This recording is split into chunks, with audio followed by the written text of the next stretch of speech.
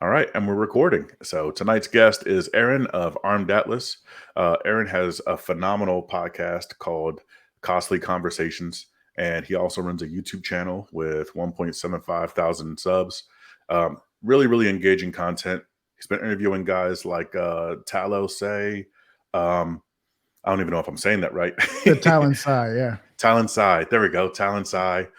There's Tig, Marcel Washington. There's also Philip Smith, who is the president of the National African American Gun Association, of which I'm a member and an instructor. And I'm just really enjoying the conversations that you're having, not just with the Black 2A community, but with the 2A community as a whole. And I think it's Yeah. intriguing. Yeah, So no, I'm excited, and I'm glad to be here first of all, but I'm also glad to be in a position where I can have these conversations with people in this space. so thanks a bunch for coming on. I'm truly honored. Absolutely, bro. Thank you for inviting me. Like, first of all, let me just honor this space. Thank you for reaching out and thinking of me for your show. This is truly an honor and a privilege to be invited to places, just to be able to talk about what I'm doing. But let's talk about you for a little bit. I know it's not really supposed to be that, but I do want to talk about you.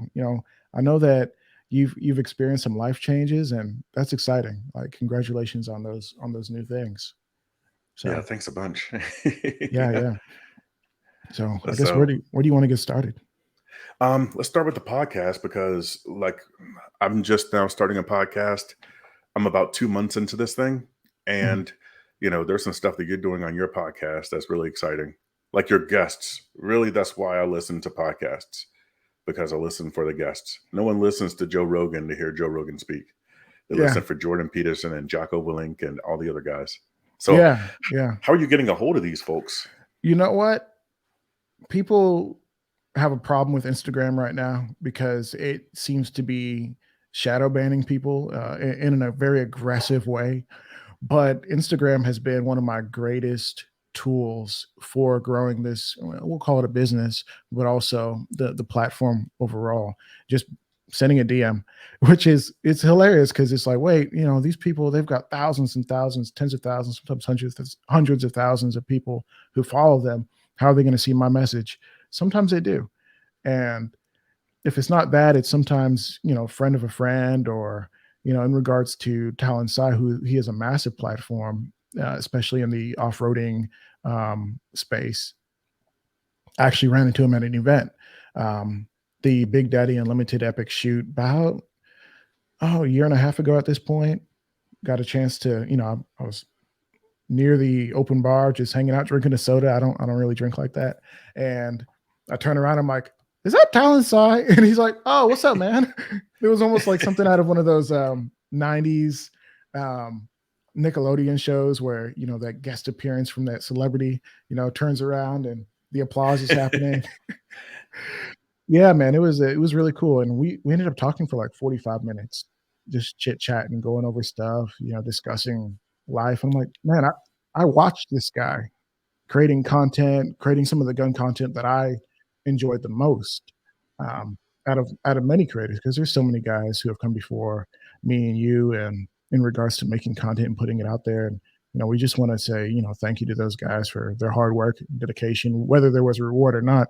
They worked really hard and put stuff out, and you know I benefited from it. So thank you to those guys. But in regards to Talon, I'm thankful that guys like him exist, where we're meeting in an open place. He doesn't know me from Adam, and we're just having a conversation about all sorts of things, open book, talking about the business end of things, where being in the 2A space, creating content is kind of lonely, in the sense that, who are you going to talk to is about YouTube analytics, about how to make sure your podcast is reaching new people. So, like, who are you going to talk to? You're going to talk to your wife or your significant others? Are you going to talk to your friends? Or they're probably, if you're obsessed like I am, they're going to get tired of it pretty quick. So that's that's how I met Talon specifically. But a lot of the other people is really just reaching out, and realizing that the 2A space, but more specifically the Black 2A space, and that's kind of the main chunk of individuals I've spoken to, is guys and girls in the gun space who are Black and proud of it, and they're just super open and super willing to have conversations, and that's been really cool. Is just being able to send a DM and be like, "Hey, I would love if you came on the show. I want to tell your story. Can we tell your story?" And more often than not, they say yes. Every once in a while, you get a no, and that's always a little disappointing. Or sometimes it's a I'm kind of busy right now, and that's understandable. That's understandable. But I'm just thankful to be in this position. Yeah. Yeah. That's pretty interesting. Using Instagram. I've been using Facebook.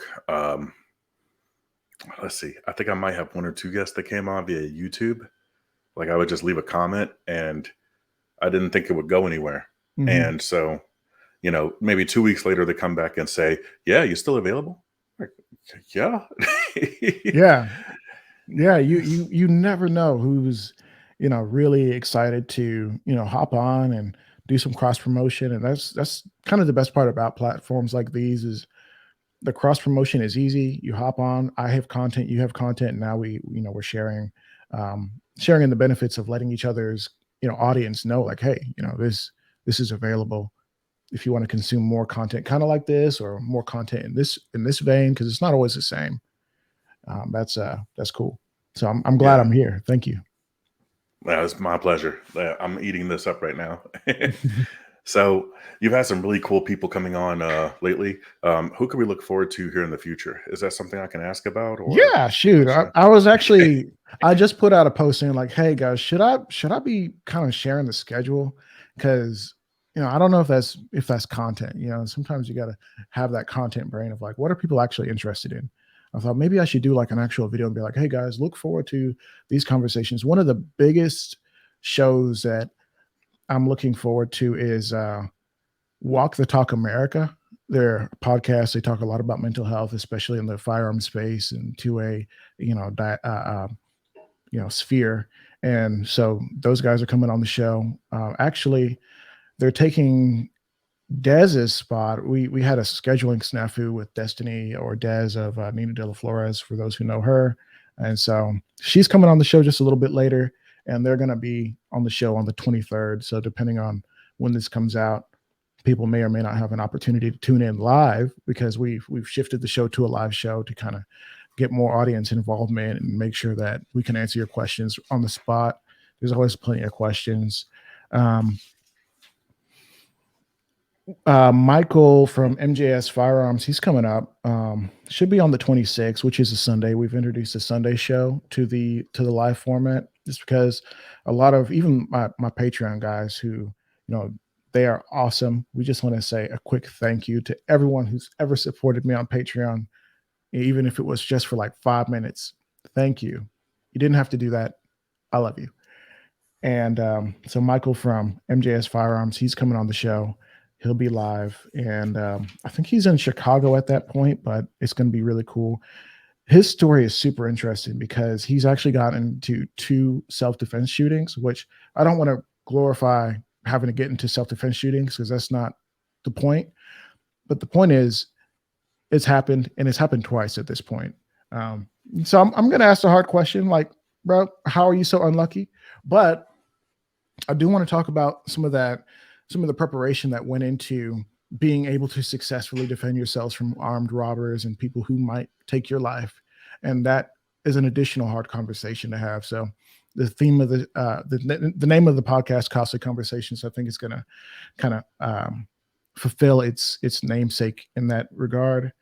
The Gun Collective, that's a big show. The John from the Gun Collective, he's been in this space for a long time. He does talking the about John Patton? yeah, he's coming on the show. He's actually been kind of I'm hesitant to call people friends, but he's been a fantastic resource and a guy who, if I have a question, he's super quick to just answer. I don't have to wait 3-4 days for an answer. He's going to respond within probably a few hours, and that's just I'm thankful for that. So John, if you hear this, thank you, buddy. I appreciate you, man. Um, That's coming up on March the 2nd. And skipping down, I'm leaving that Thursday, March the 9th open because my brother has a birthday. It's his 18th. I'm thinking I might travel. So if I don't, we'll fill it. But if we do, cool. Yeah. Instructor Blue is the week after that. He's kind of big in the space in regards to tactical stuff, clearing rooms. He's also a workout junkie on this awesome fitness journey. If you ever seen him, and Hold My Guns, that's a conversation I'm super excited for Talking about because Sarah Joy Albright. yes, yeah, I'm super Yeah. excited for this one, as you would know, because she's doing something interesting and with her organization of creating a space per se where people can voluntarily say like, hey, I'm not okay, I need help, I can't trust myself with the tools that normally I could, I don't want to surrender them to the government or somewhere that is going to cost me astronomical amounts to do so. Can you just hold my guns? And I want to talk to her about that. What's the inspiration behind something like that? Like, is there a personal story that lines up with that? Has there been issues, any pushback, things like that? Those are conversations I want to have. And then a little bit different, Zani from the Off Grid Life. I've been following her for about a year. She moved out to New Mexico with her family, originally from Atlanta, and has been living off grid, doing her thing on her property. And it's like, that's kind of cool. Like there's some crossover with the gun stuff, but Costly Conversations is about more than just guns. So I'm excited to have her on the show, and we'll stop there. But those are some of the upcoming guests, and hopefully we didn't take too long just kind of going over names. Oh no, this is awesome. Like I really kind of nerd out over, you know, the stories. You know what I Mhm. mean? Like I'm Yeah, talking like the more training that I get and the more places that I go and matches that I shoot, you talk to some of these people and it's like, you know, it's not really so much about the tools that we use. It's about the people that use them.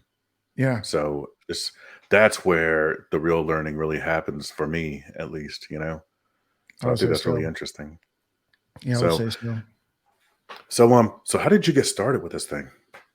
Yeah, see, that's a funny story. So I'm gonna blame Tig Marshall Davis, who's in my mind one of the top most influential firearms instructors in the country, black or white, or otherwise. But specifically on the kind of the black side of things, she's probably the most respected amongst all the names that you can bring up. She's I don't know if ambassador is the term, but she's the poster child for USCCA, along with a few others. She's actually got content on the USCCA website. If you remember, you can see some of her videos, which is really cool. But I saw her in a commercial, and one day I reached out and was like, "Hey, I'm interested in doing some training." She referred me to NAGA in my city. I just moved from Virginia to Texas, and she said, "Hey, check out the NAGA website. There's a club probably in your area." The nearest club was 2 hours away in Dallas. I'm in East Texas, closer to Louisiana than most other things in Texas. At a place called Tyler. There's Marshall Longview for those who know East Texas, and so I had to drive. Well, first I called the number. My guy Will, he's one of my best friends now, picked up and was like, "Hey, yeah, you can come out. We're doing a range day on this day." I'm like, "Okay, cool." And I show up, and there's more black people than I've ever seen before shooting guns in a safe and very responsible way. I'm just like, "This is awesome. I got to do this all the time." Ended up spending way too much gas money going back and forth to Dallas, basically every single month. Um, and every once in a while, I would just go out and link up with like Will, who was running the club. He still is. Henry Johnson Gun Club out of Dallas. If you guys are interested in finding a gun club with people who really do care. And eventually, I got to a point where like I want to kind of document my journey per se. Started the Instagram page. I was like, this is kind of the easiest way to do that, to kind of show what we're doing. And then I was out mountain biking on Thanksgiving Day. Seems like a good thing to do.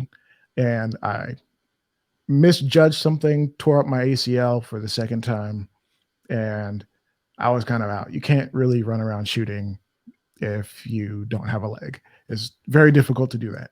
So I was like, okay, well, this sucks, but I still want to stay engaged and involved and kind of, you know, stay in this thing. And then I was like, and I really do feel like there's stories that we need to tell with the guys who are in this club, because I'm seeing like a crazy range of people in the gun club, guys who are like kind of like more, I guess, democratic, or who identify as Democrat or identify as liberal, but yet they're part of an actual gun club. They're shooting AKs and ARs, and I'm like, okay, well, that bucks the trend of things that we've been showing. I feel like we should tell this story. Then we have guys who are black, into guns, and who lean right, who are perfectly fine with shooting next to their left leaning, brother or sister in arms. And I'm like, or, more than just arms. And I'm like, yo, this is a story that I want to tell. And so as I'm kind of going down the list of people I've run into and, personalities that I've seen, I'm just like, I got to get Will on the show to kind of explain what's going on, or create a show, create some sort of podcast, create some sort of interview thing. And at that point, I think I caught COVID. Yeah, because this was kind of shifting more into the January timeframe, and this apocalypse happened. I caught COVID. It was kind of a cacophony of things. And so catching COVID, I'm like, okay, well, I guess I have 2 weeks of just nothing but time and body aches and chills and a bad cough. And I also had uh, how old was she? She was probably like a year. Yeah, she was about a year. My oldest daughter was about a year old at that point, and that was rough. But so Yeah. I'm YouTubing and I'm Googling and I'm just doing everything I can to like gain some knowledge on how do I make a podcast look good, because I'm seeing a lot of podcasts, people trying to do podcasts, and they all suck. Like y'all trash. No, this one's fantastic. This is like out the gates, like hot. Like this is great. And but a lot of people, they get on and they kind of settle, and I didn't want to be part of the problem in regards to, okay, how do we sound as good as we can, how do we look as good as we can, and I'm cheap as heck, so like I'm not trying to spend a bunch of money. I'm trying to jump into something that might not work out. And in Yeah. regards to like financially working out, it still hasn't really worked out necessarily. Like I'm not, in the black per se, but I'm kind of back to the story, finally kind of getting to a point where I'm like, okay, I think we're ready to launch. Like I think let me see who can I get on the show. And um, one of the guys who's a member of the club, I had him on. He was the first episode. That episode's not currently up, just with the way I edited it. It was kind of hard to translate over to the podcast because it was chunks, and eventually I might bring it over as kind of like a throwback Thursday type thing. But it was my guy Zoe from Midland Defense out of Dallas, and he told his story. He's from New York. He moved to Texas, and he found out that he could own firearms and he could be safe and responsible. He can become an instructor. He can teach people how to do this, and it is a whole new world for him. And I'm like, yo, this is a story I want to tell. And I still have the clip in my phone somewhere where it's like he's talking about like, the police are, minutes away. I might not have that kind of time. I need the tools to be able to defend myself because no one else is going to do it. And so that's kind of been like the through point of this every single episode almost, where people are expressing like, hey, listen, I know that I don't have the time that I'd like. I was just doing some training, and they were like, hey, listen, like in an active shooter situation, between the time where the shots first start and by the time the blue wave per se shows up, it might be 6 to 10 minutes in this area. So, you've got work to do, and make sure, that 10 minutes is well used. And that's just the reality. We don't have all the time in the world. There are crazy people, literal axe murderers out there who just want to hurt people. It's not about guns. It's about defending ourselves from people with the best tools possible, defending our loved ones. For me, I have two beautiful girls. Defending those two, I have a wife. Defending her, I have other people I care about. Defending people in my sphere, and hopefully, if I'm not able to, hopefully they can help defend me too. But ultimately, um, the show started in this space, and I've always kind of wanted it to cover more than just guns or anything I want to talk about. If I want to talk about politics one day, I want to be, I need to be able to do that. If I want to talk about health food, I want to be able to do that. But because kind of like in the sense, I don't want to call myself Joe Rogan, the most legendary podcasters of our day. I don't, just because of more specifically in the sense that he's been in comedy for many years. He grew up doing martial arts, MMA. This has been such an important part of my life, the firearms part. So it's always coming up in conversations. Like I can't have a conversation that doesn't somehow kind of it finds its way in. Like it's like it's like one of those things, but it's not always about that. For those who are wondering about the show, Caustic Conversations,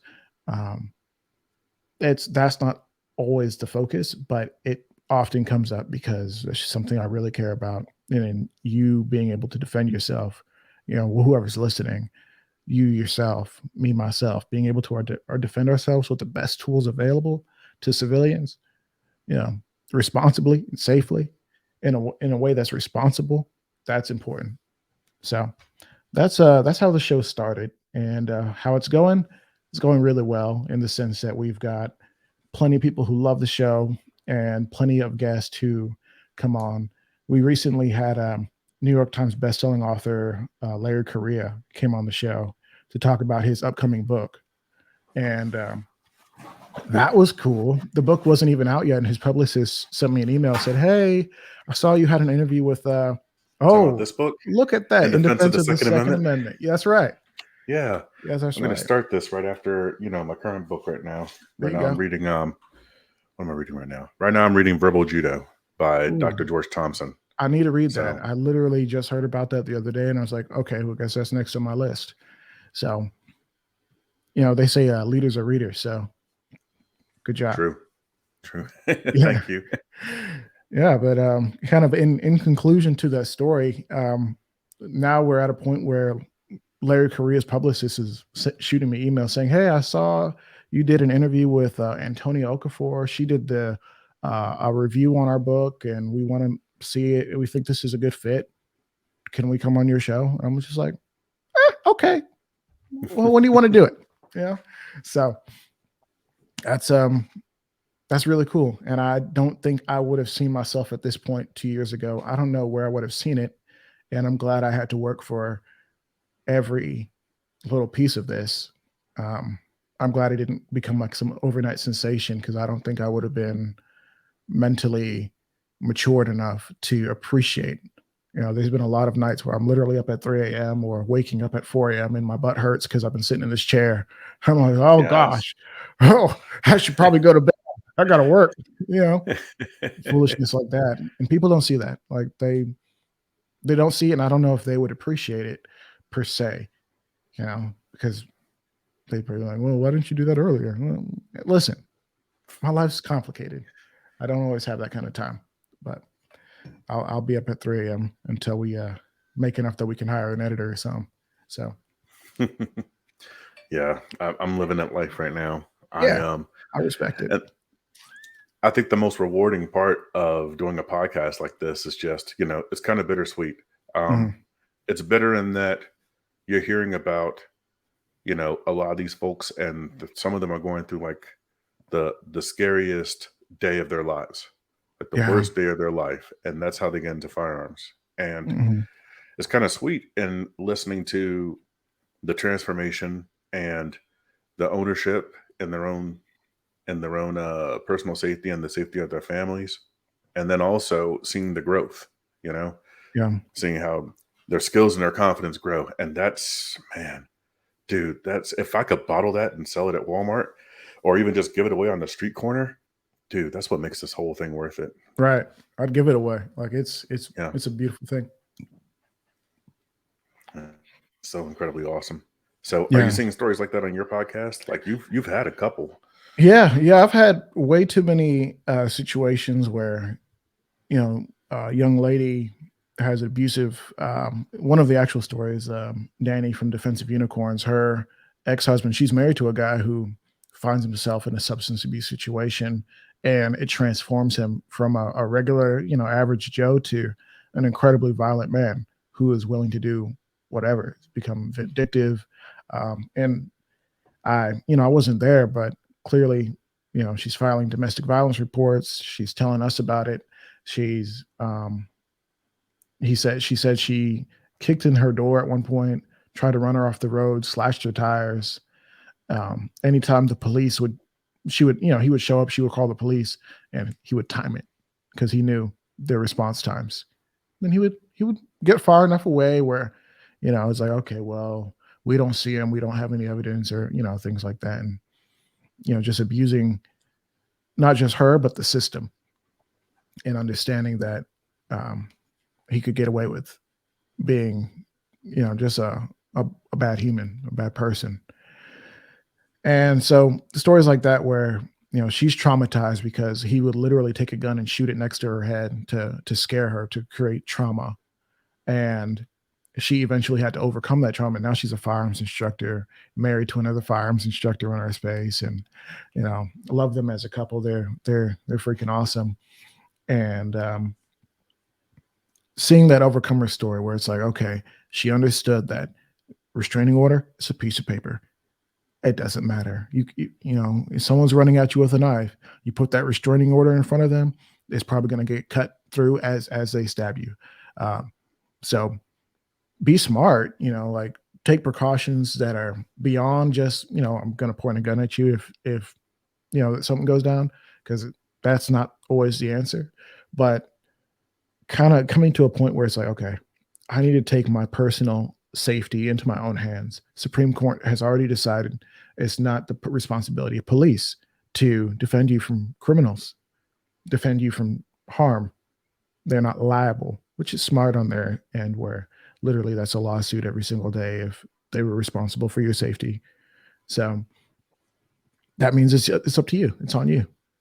So those are just one of the stories, and there's been others with self-defense situations, um, where a guy is literally has home invaders in his home and he has to use his firearm to defend himself, and others who realize that it's their responsibility. Let me have the best tools available. Let me get training. Let me just do beyond the bare minimum.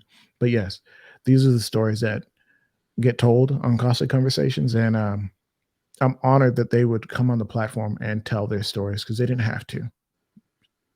They didn't have to. It's incredible to listen to them. So, yeah, bittersweet. So, let's see. Are there any other? Let's see. I know that there's some other ventures coming down the pipe. Like there's this. Well, not other ventures. There's other passions that you have.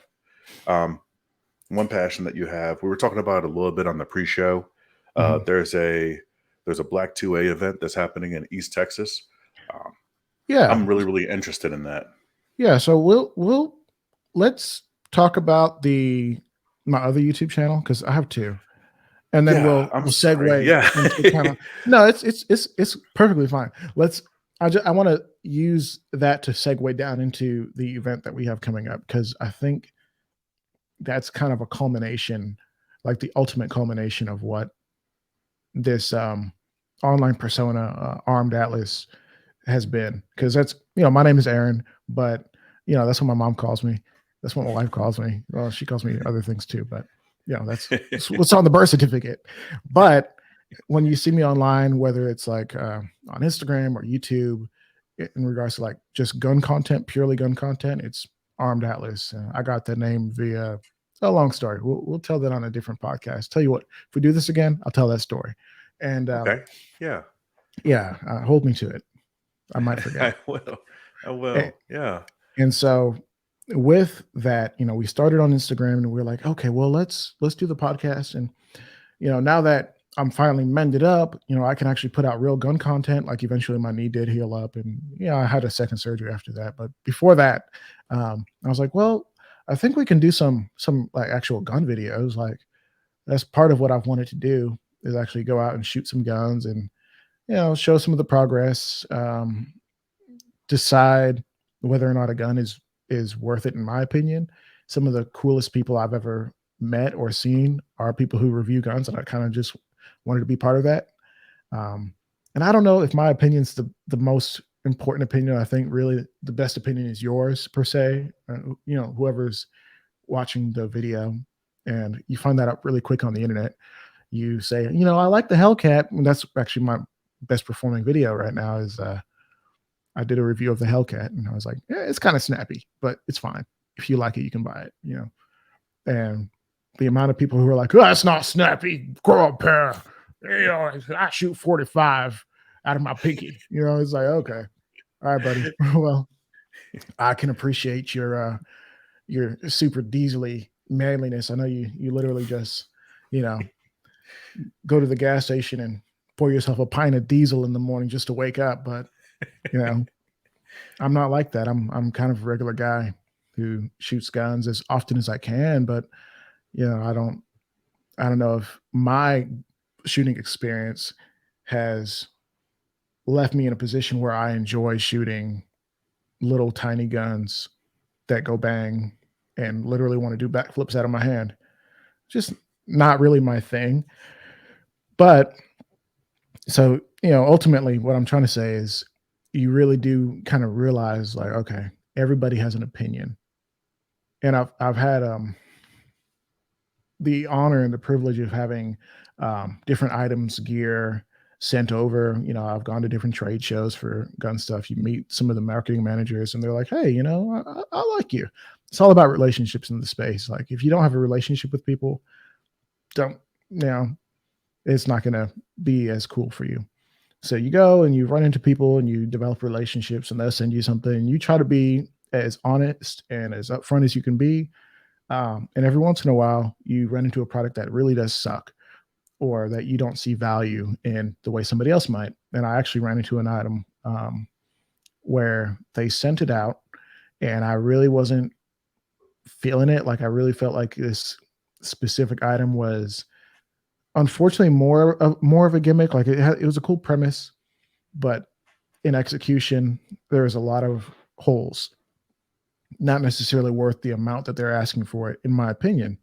The amount of people who came on came into the comment section and said, "No, I'm sorry, but you're wrong. Like I love this product. It fits every one of my needs." I'm like, "Hey, bro, thank you for saying that. I'm so glad it helped you. Like I have no problem with you enjoying this product. My problem with it is it's just not good for me, not good for my price conscious self. I already told you I'm incredibly cheap. The item was $300 and it didn't do the things that I expected to do in its class, you know, in my opinion. So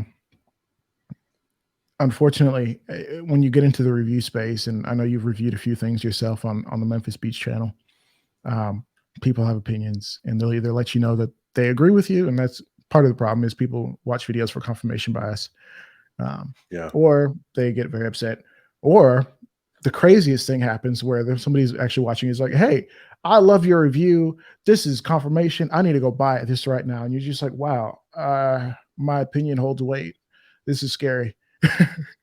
Like, y'all really trust me to tell you to spend your hard-earned money? Like, this is not a great time. If you have all the disposable income, that's one thing, but people are literally trusting your opinion to help motivate their purchases of the money that can either go towards a product or go towards feeding their family and their kids' college fund. You know what I mean? So Yeah.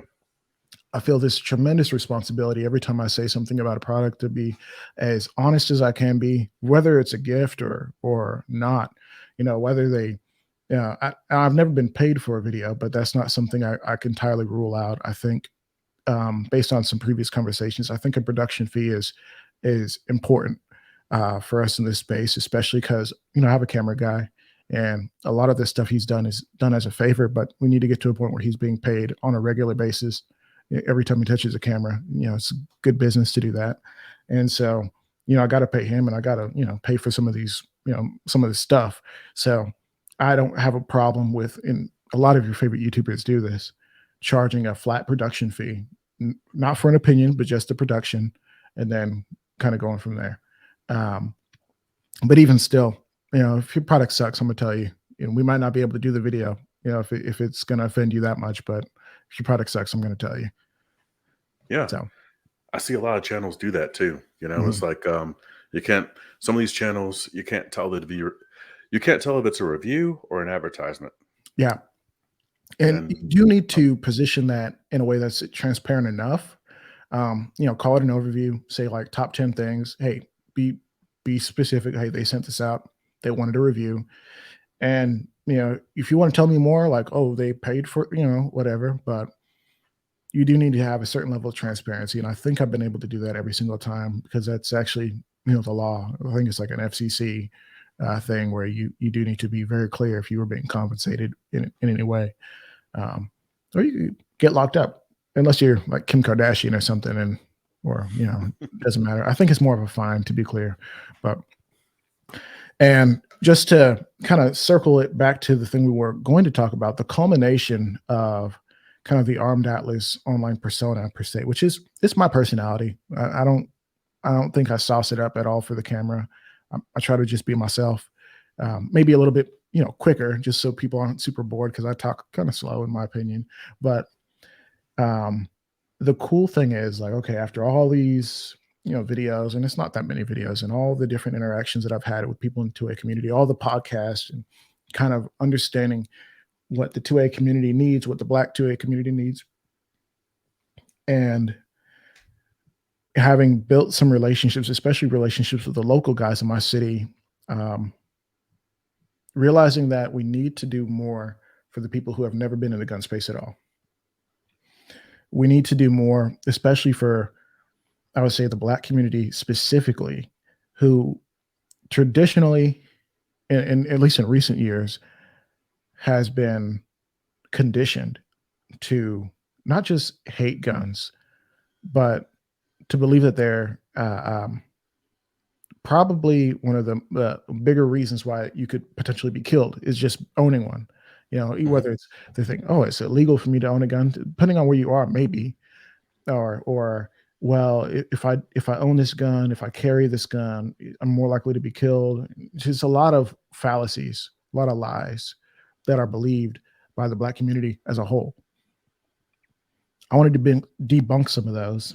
And I think the best way to do that is to host an event, which we're hosting April 8th. Hopefully, by the time this comes out, people have been able to either learn about it or just kind of follow up and see how it went. But on April 8th, we're having an event here in my city, Tyler, Texas.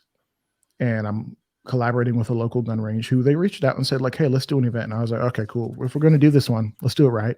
Um, let's invite people out, and for a very low door fee, let's get them some introductory training. Let's get them guns in their hands, some ammo in their pockets, some opportunity for prizes. Hornady, who I met at the NRA convention, which some people in the space have a problem with NRA. I was there for a very specific reason, to meet people, to cover the event to a point. I mean, they gave me a media pass, so I had to cover it a little bit.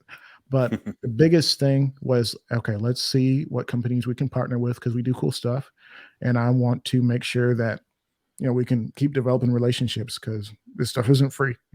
So I sent an email to their marketing manager, who I really hadn't heard from in months, really. And I said, hey, listen, we're doing this event. We're going to have a bunch of people out, people who have never touched guns before. Um, we think it would be cool if you were part of it. And Hornady specifically was like, yeah, we're going to send some stuff out. So let's see if they do. I haven't gotten their box yet, but it may be on its way. And so we just kind of put that out there, and hopefully they honor their words, because they said, yeah, we're going to send out some ammo and some gun safes. I don't think they're sending out the big ones, but like they have a lot of security options.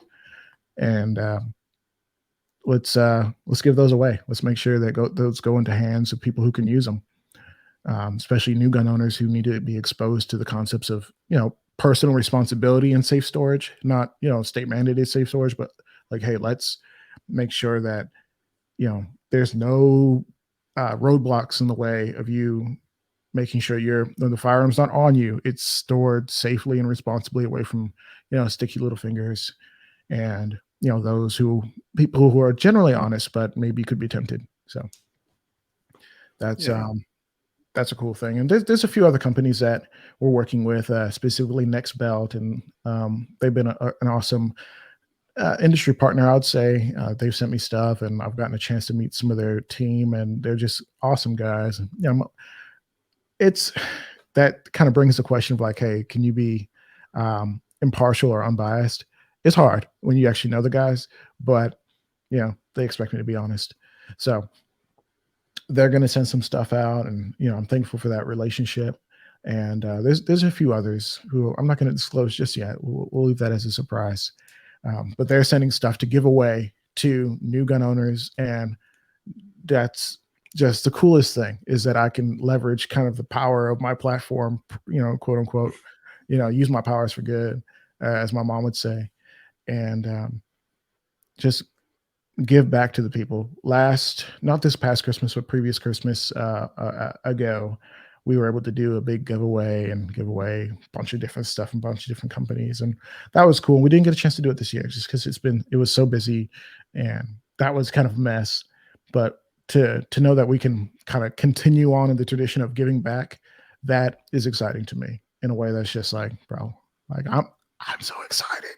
Like, let's go. We could do it. And it's not my money to spend, so I don't have to even feel it. I just give it away. You get a car. You get a car. We're not giving cars away. You get a box of ammo. You get a gun safe. You get a med kit. You get a cleaning kit. It's like, yeah, let's just give it back. Why not? We got enough. Let's give it back. So that's where we are. Do you have any questions about the event? I think that's so incredibly cool. Like, I think that just the fact that you're able to get in touch with these companies and have this event where people are actually going to walk away with stuff, Yeah. that's a big deal, man. Like, there ain't a whole lot of people out there that's able to do that. Yeah, most people who are able to do that, I would say, are kind of bigger than me in a sense, where I'm just like, I guess the numbers don't necessarily matter. Not in the sense that there are people who are willing, like if you are willing to do the hard work, because the online thing is one thing, like, but to really have butts in seats and captive audiences and people who are coming for a purpose, and a company says like, hey, I'll contribute because I believe in the Second Amendment being necessary for the security of a free state, and I believe that everyone has access to it, not just one specific subsect of a demographic, traditionally like old white guys or rich white guys, or some politician and his goons or bodyguards, excuse me. And none of that doesn't hold. It's everyone who is a citizen of these United States has access. And I'm gonna need all my Second Amendment, and I want you to have it too. So come on, let's do this event where I can kind of give you some introduction stuff, working with people who are credible and trained and able to really give you the information. I didn't mention this, but we will. The USCCA is going to be involved, because the local reps, we have a little bit of pull with them, being that we're connected to the gun range. So, there's a relationship there, and we're just going to make sure people are straight. I'm trying to see if we can get NAGA to come through. That's a little bit of a big ask just because of the dynamics there, but I think we might be able to pull it off. So tune in, see if we were able to do that. And if this comes out before then and you guys want to see that, send them like a bunch of DMs. See if we can make it happen. What I'm really looking at on my schedule is I'm looking to try to get this video out the Monday before that event. Oh, sweet. I mean, if that works, it works. Yeah, I feel like the timing is really important, So I feel like if I put it out too early, then it'll get forgotten about. So potentially, yeah, potentially. So yeah, I definitely appreciate that. Hopefully people can kind of keep up with what's happening, and I'll do my best to. I'm not a great social media share. I know that's kind of weird because you know that's the job, but hopefully, we'll be able to post some video and some different stuff. And I'm gonna get my camera guy to come out and um, work the event and make sure we can capture some of these moments because I think it's just going to be so amazing to see the faces of people who are maybe for the first time ever getting a chance to learn about guns in a positive environment. I'm not saying everybody who from the Black community who's never shot a gun before is some destitute person who's never been around guns and has always been in some sort of gang context or whatever. That's not the case for a ton of people, but I'm excited for whoever's going to be there to be there. And to be clear, the event is open for anybody to show up, but we're doing it in such a way where I think the audience is going to be probably like 90% uh, Black folks there who are interested in learning about firearms and safety. And I want everybody to learn, but this is something I'm passionate about, uh, specifically for reaching this group. Uh, and in this context and for this specific event, I mean, anybody can show up though. To be clear, we're not segregating and discriminating per se. Yeah, absolutely. Yeah. Mhm. I'm really excited for that. I wish Yeah, more man. cities would do stuff like that. Yeah, I mean, like it's here it's in hard to it's Memphis. hard to ask. It's hard to ask like a gun range to host something like that because a lot of gun ranges are a little selfish. They're like, no, it's not our event. So it's like, well, why couldn't it be your event? Why couldn't we figure this out? So here in Memphis, what we do. Um, Mhm. so I'm an instructor at a range called TopGunMemphis, and Oh, that sounds cool. in, yeah, it's pretty cool. And I want to say monthly, or maybe even several times a month. Sometimes that just depends on the schedule and the weather and all the other things. We'll have a free shooting clinic where it doesn't cost you any money. The only thing you pay for is the one box of ammo that you would need. And, it just depends on what time of year, how much that ammo costs. But, you know, here in 2023, I haven't seen it above $20. Yeah. So, I mean, that's pretty outstanding. Or if you can find ammo at like some other place like Bass Pro or something like that, then you could bring that ammo too. But you know, A lot of it's ranges are funny about you bringing outside ammo to shoot through their guns or, however. But the fact that you can do that is awesome. I'm glad to see that. well, through our guns, you have to shoot our ammo. But the what I do sometimes is if I know someone's going to be up there, like they hit me up and saying, "Hey, Memphis, I'm going to be up here for this free shooting clinic. I'll give you some of my guns," and I'll Oh, be like, nice. "Hey, let's meet up there." And if you've never shot a gun with an optic, or if you've never shot a 22, if you've never shot some of these other guns, I'll meet you up here and I'll let you shoot some of my stuff. And as long as it's not, your uncle's hand loads, as long as it's Yeah. factory ammo, then I'll let you shoot whatever. So, and a lot Yeah. of our instructors will do the same thing. It's just the rental guns that you need to shoot, factory Yeah. ammo through. They don't want to So, blow up a rental gun. Like that's just not absolutely. it's not cool. In fact, it's interesting enough. I was running this course. It's a super long course, and that's a big reason why the show hasn't been live. Is it's been 5 weeks of a lot, but it's been worth it. I would say definitely worth it. And in the course, we've been doing a ton of shooting, like almost 1,000 rounds, which is not that many depending on the course that you're running. Um, and unfortunately, I got a hold of some reman. That was some of the stuff that was provided for what we were doing.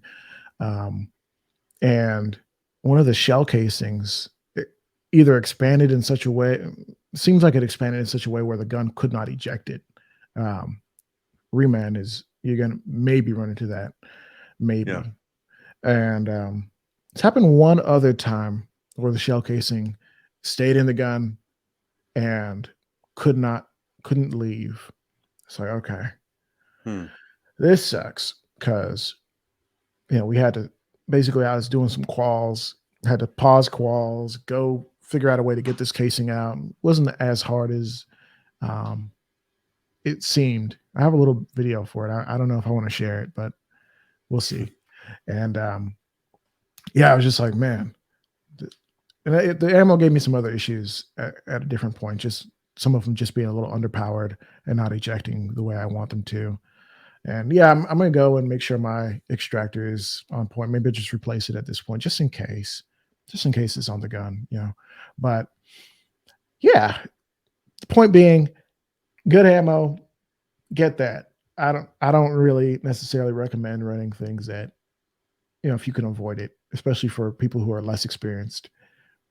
More Yeah, experience is, you know, that's fine, but you're not going to see me walking the street with a reman ever. First of all, yeah, you know, yeah. it's going to be brand new box of, you know, hollow points, the best I can get. We're going to go from there. Absolutely, I fully endorse that. Absolutely. So, let's see. So, in the pre-show, we asked a little bit about, asked a little bit about passions, right? I Mhm. usually ask my guests, like, "Hey, what are you passionate about?"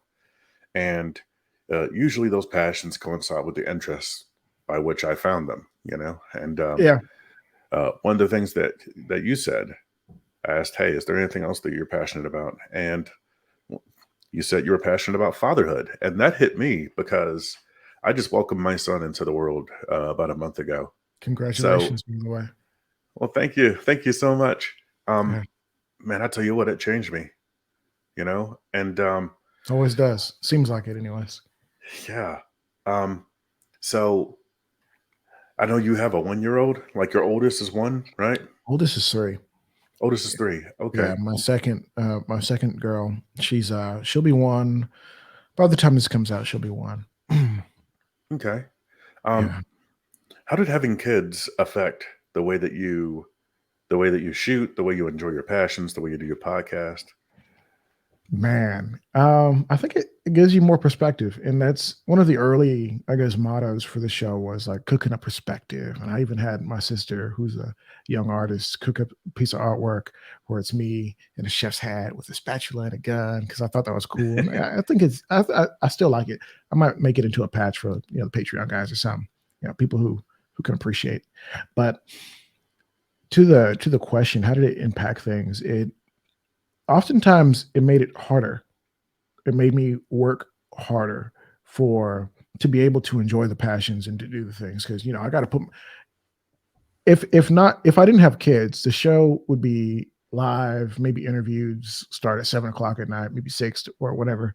Um, but the show starts at 8:30 for a reason. It starts at 8:30 because, you know, my youngest goes to bed somewhere after 7 o'clock, and the oldest girl should probably be in bed probably by 8:15 at the latest, if I can beg her.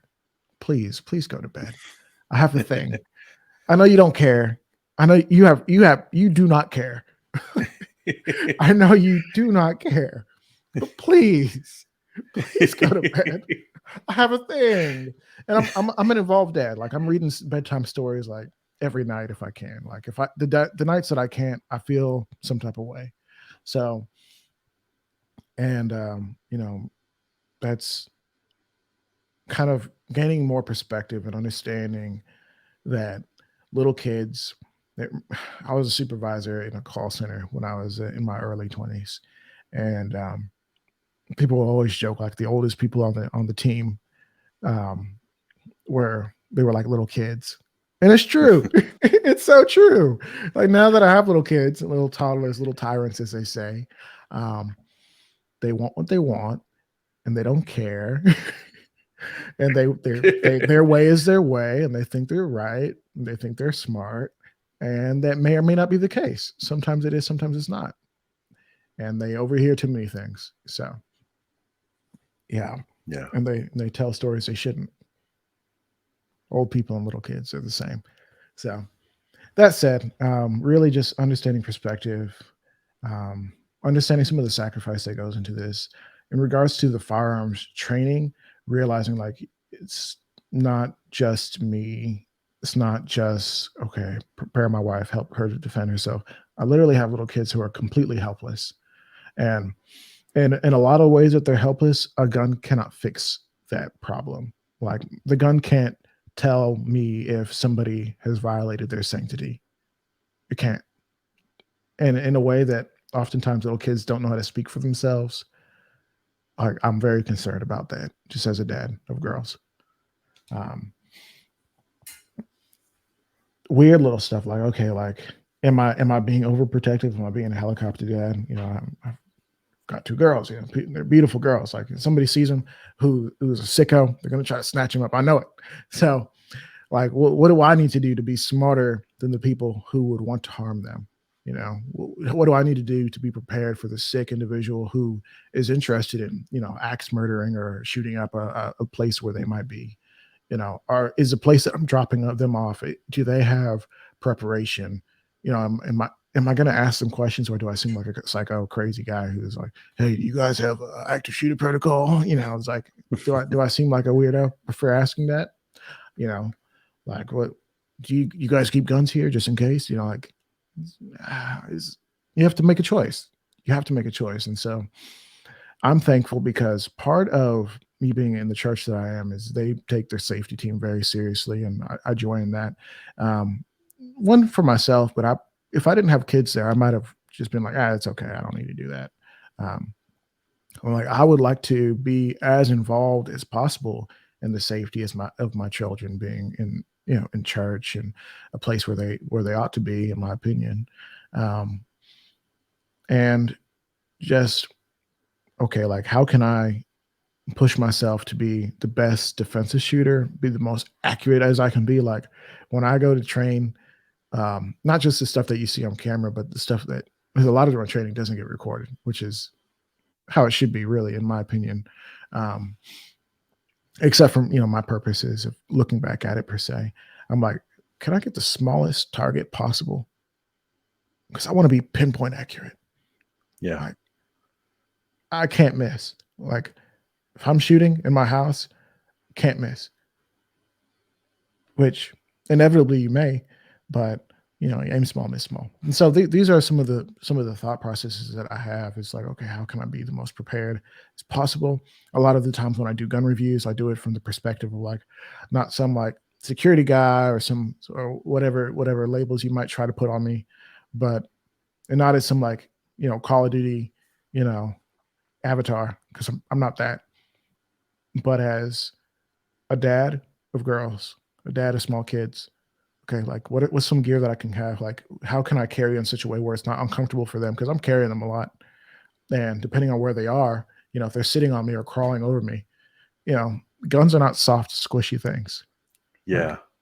so how can I, with the gear that I'm running, accommodate them the most? And some people be like, well, my kids doesn't bother them. They're crawling over me all the time. And, you know, I found that the sidecar holster doesn't generally work for me if they're going to be crawling on me, because the mags that I'm running are a little pointy. So they're going to be, smashing down on the corners of the mag. And that's not cool. Like, that's not, we can do other things. We can do Yeah. other things. So that's a lot of the considerations, and just kind of letting you into my mind, a lot of the considerations that I've had in the recent years. And there's some more stuff there, but that's the stuff that comes to mind off rip. Another, I guess another thing is, when I'm traveling to events, oftentimes I have to try to be very considerate. Like, okay, can they come with me? Can my wife and my two small children come with me, or are they going to be stuck here in the city and I'm at an event for 2 days? It's a long time to leave my wife with two small kids. She's also she's back in school. I married up in the sense that she's a brainiac working on her doctorate. She's a public health professional, and All right. she's working on her doctorate. She's got two small kids. She literally works in public health right now, and am I going to leave her with these two kids? Even if it's over a weekend, that's a lot. You know, should I just go for one day and come back? Probably. Like, it just makes me reevaluate the way I do things. Yeah. Yeah. Yeah. That's interesting. I'm finding myself reevaluating a lot. Yeah. Like a lot of stuff is What are you evaluating? like a lot of stuff is just falling off my plate. It's just it was way too close to the birth. Like the kid is way too young. He's only a month Mhm. right now. Um, and the most important thing for me right now is I don't want my wife to feel like I'm pawning off my child on her. Oh, yeah, I because don't want her it's your kid. yeah, It's your kid. and feel like like I get to go off and do cool stuff and shoot guns with my friends while Yeah. she's at home changing the diapers. That's not cool, It's not cool. It is gonna happen if you are dedicated. That moment will happen at times, even if you try your hardest. But I'm so glad you're considering these things. Yeah. So, and also I want to make sure that I don't want I don't want my son to get off, I don't want him to get the idea that dad isn't always going to be there.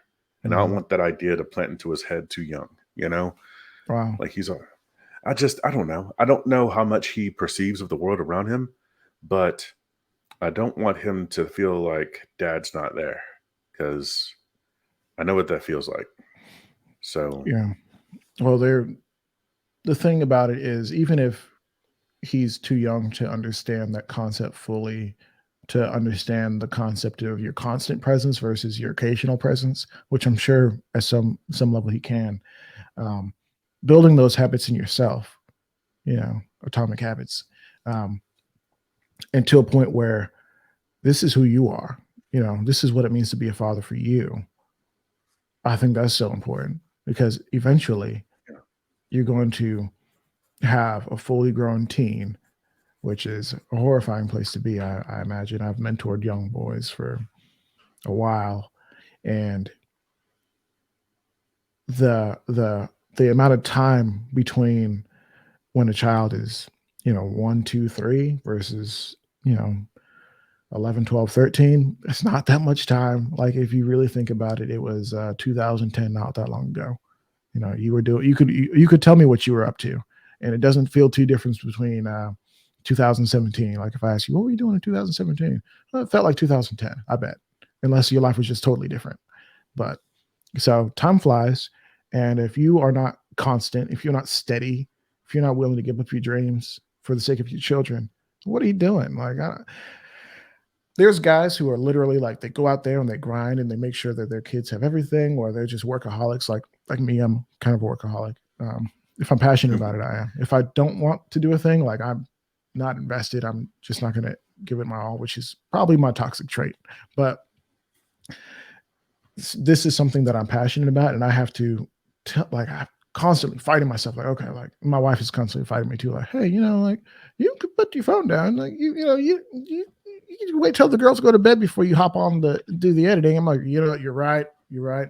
And sometimes I get a little mad because I'm like, I hate to feel like I'm failing, Yeah. and maybe I'm being too honest, but I hate to feel like I'm failing. I hate to feel like I'm failing them. So, yeah. Yeah. That's a lot to think about. Um, yeah. I Man, there's so much I can relate to that there. Just fear of failure. Mhm. How do I evaluate how good of a father I am? Right. Like how can I assign a grade to that? I just don't know. I just do the best I can.